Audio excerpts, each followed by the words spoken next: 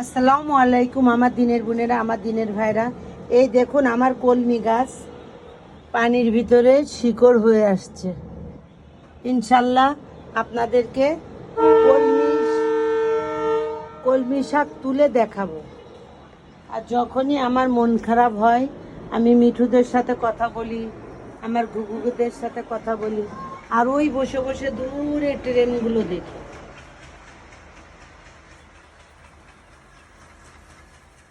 দেখুন একটার পর একটা ট্রেন যায়। আমার সাথে আছে আমার ডলি।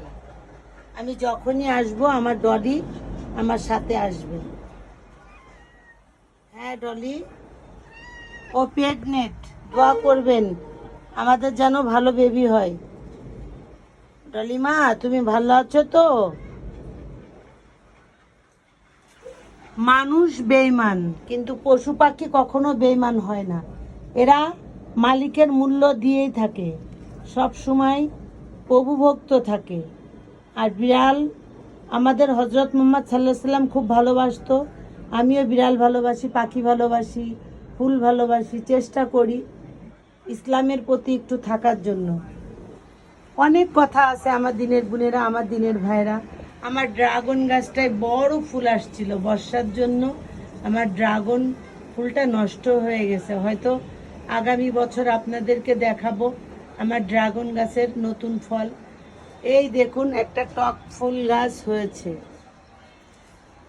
আর ওইদিকে মাটির নিচের আলু খেয়েছিলাম।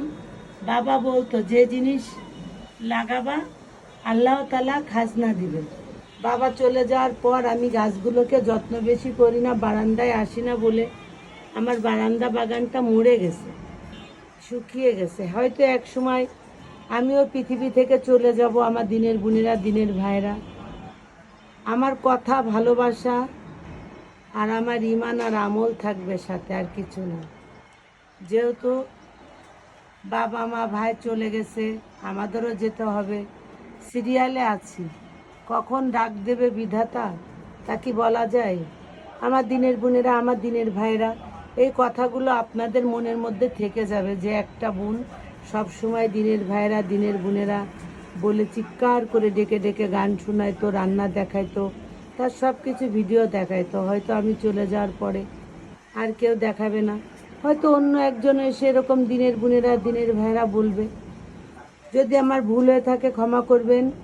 আর এই ভিডিওতে যে কথাগুলো বলেছি লাইক কমেন্ট শেয়ার অবশ্যই করবেন আর দোয়া করবেন। আল্লাহ হাফেজ।